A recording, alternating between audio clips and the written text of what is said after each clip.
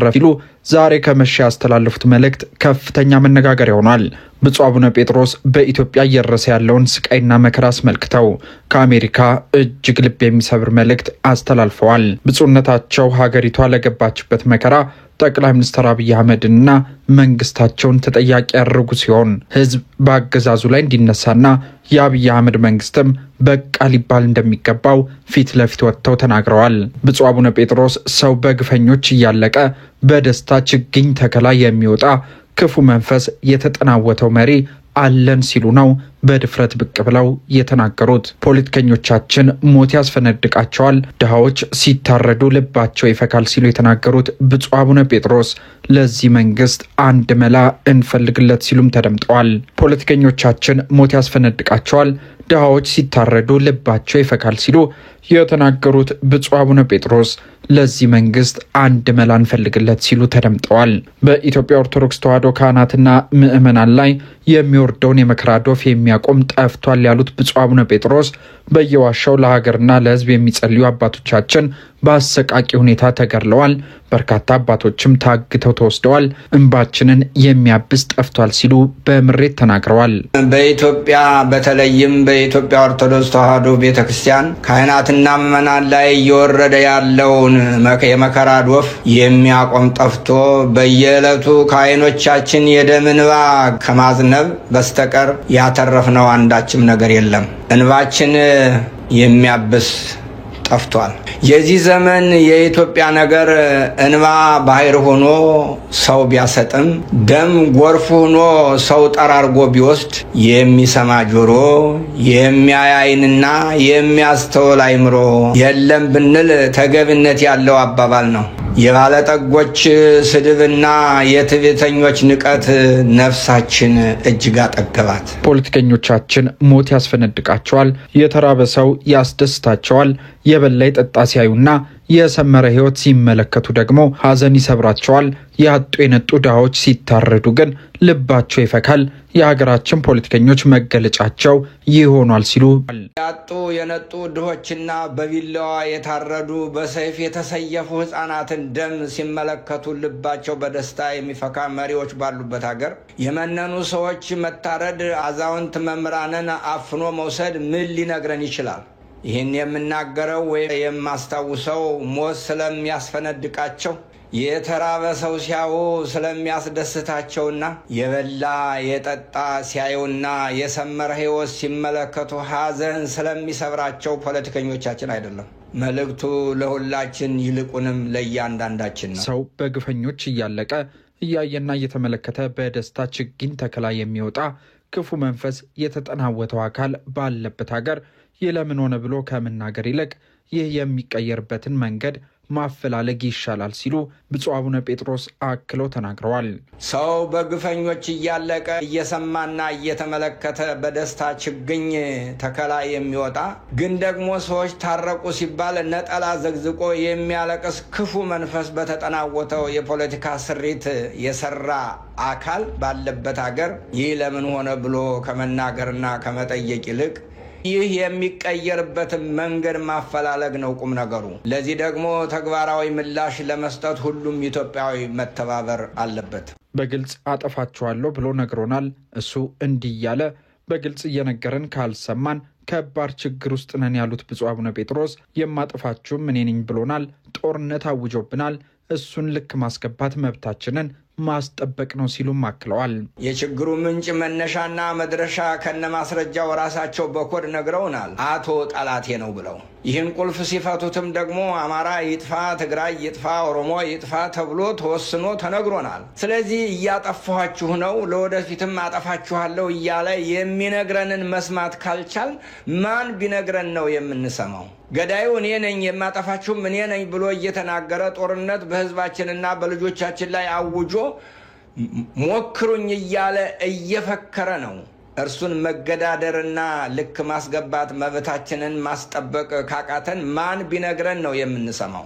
ይህንስ ለመቀልበስ ምን ነው ተቸገርን? ሀገር ሲፈርስ ትውልድ ሲጠፋ ህዝብ ምን እያደረገ ነው ሲሉ የጠየቁት ብፁዕነታቸው አማራ መጥፋት አለበት፣ ኦሮሞ መሞት አለበት፣ ትግሬም መጥፋት አለበት የሚለንን አቁም ማለት አለብን ሲሉም ጨምረዋል።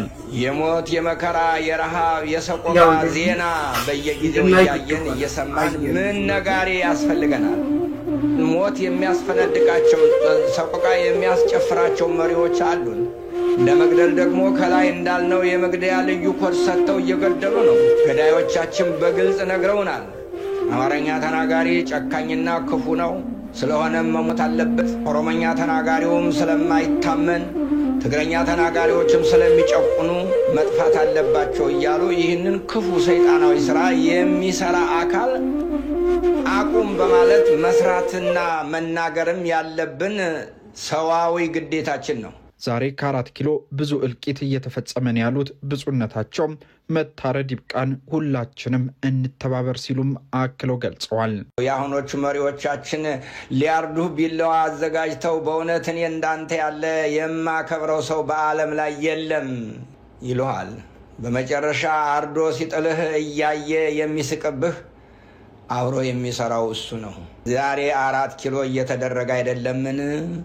የዛሬ በኢትዮጵያ ውስጥ ስንቶቹ በወንድሞቻቸው ታረዱ? ስንቶችስ በጓደኞቻቸው ተከዱ?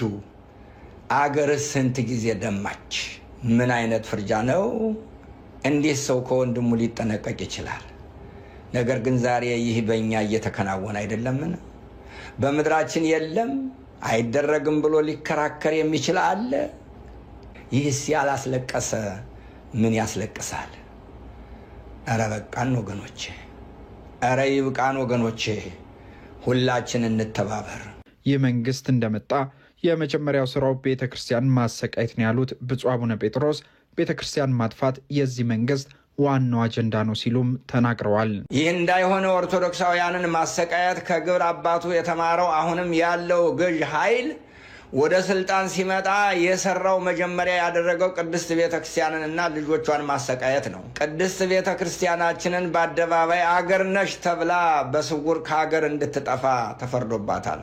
ለዚህ እንደ ታሪካዊ ማስረጃ የምናነሳው የጅጅጋው እልቂት፣ ካህናትና ምዕመናን የአብነት ተማሪዎች በህይወት እያሉ በእሳት መቃጠል፣ የአብያተ ክርስቲያናት እንደ ጧፍ መንደድ፣ በሻሸመኔ፣ በወለጋ፣ በአርሲ፣ በባሌ፣ በአጠቃላይ በኦሮሚያ ኦርቶዶክሳውያን ላይ ብቻ ያነጣጠረ ግፍና መከራ ስራዬ ብሎ መንግስታዊ የሆነ ጥቃት ማድረስ ወይም ጥቃት እንዳይደርስ አለመከላከል፣ ገዳማዊ አባቶቻችንን ከበዓታቸው አውጥቶ መረሸን፣ ኦርቶዶክሳውያን ከዘግዝቆ መስቀል፣ በህይወት እያሉ አካላታቸውን መቆራረጥ፣ በባሌና በአርሲ ከኦርቶዶክሳውያን የጸዱ ከተሞችን መመስረት፣ በየትኛው መንግስታዊ መዋቅር ኦርቶዶክሳውያን እንዳይሰሩ በስልት ማስወገድ በጣም ብዙ ከሆኑ መከራዎች ጥቂቶቹ ናቸው።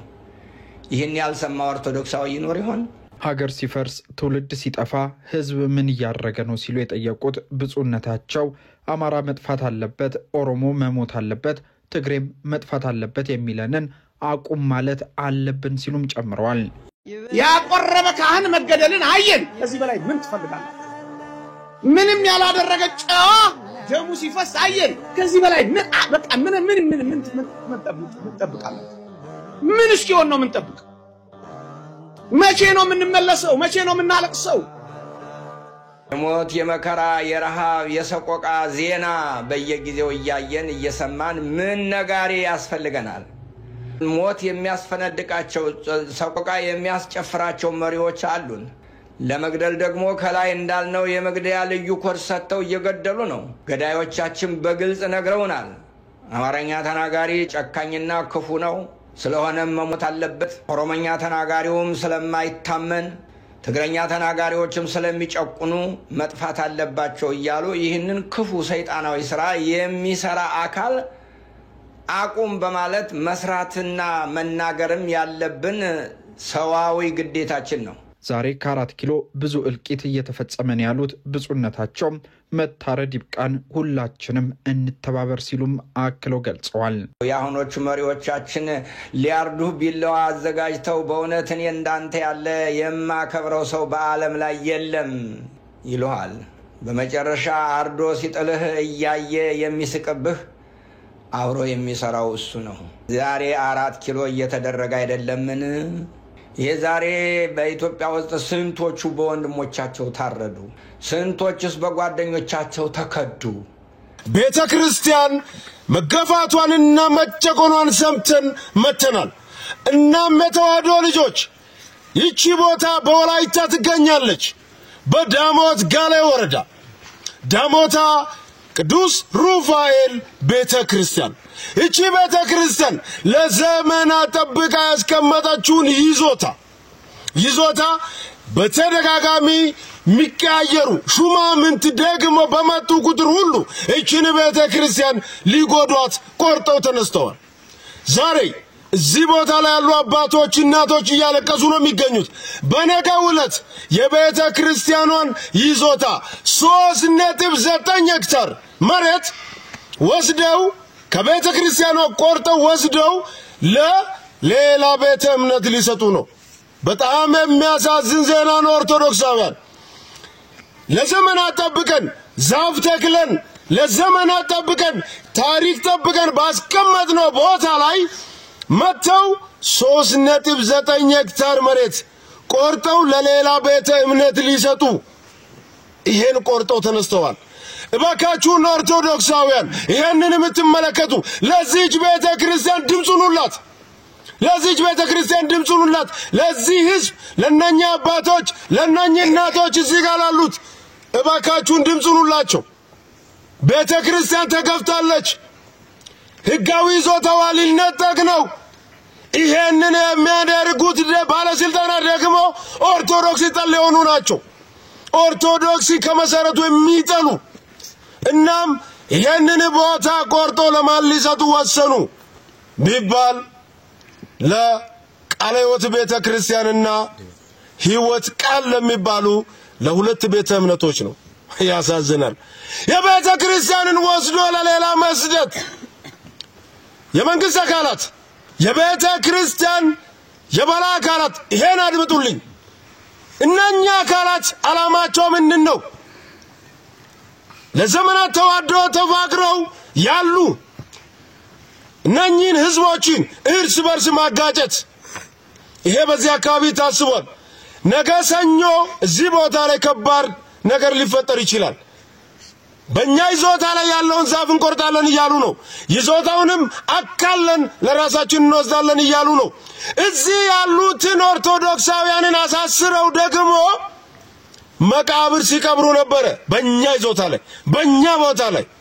እናም በነፍሳችን ተወራርደን የምናመልካት ሃይማኖታችን ኦርቶዶክስ ተዋሕዶ ናት። ክርስቲያን የሆናችሁ ወገኖች በሙሉ ይሄን ይዞታ ማረጋገጫ ደብተር ከቀበሌ የተሰጠ ድጋፍ ደብዳቤ ሁሉም በእጃችን ሆኖ እያለ በ2003 ዓመተ ምህረት ጀምሮ እስከ 2017 ዓመተ ድረስ ስለዚህ ማረጋገጫ ደብተሩን ሁሉም በእጃችን ይዘን አታክልት ንብረት ተክለን ባለቦት ይዞታቸው ሆነን እያለን ትላንትና የተነሱ ሰዎች ከሌላ ቦታ ወይም በዓመተ ምህረት ተገድበው ከኛ በኋላ የተመሰረቱ አካላት ቦታቸው ይገባኛል በማለታቸው አላግባብ ያለ ምንም ሰነድ መስረጃ በየአመቱ በቀበሌ የተሿሿሙ የቀበሌ አመራሮችና በግብርና ጽሕፈት ቤት የተወከሉ አካላት ይሄ ለእናንተ ማሳ የእናንተ አይደለም ብለው ግማሹ መረጃ መልሱ ይያሉ በእኛ ላይ አላስፈላጊ ጫና እየፈጠሩና የብርሰሩ ይዞታ ላይ እየደፈሩ ስለሆነ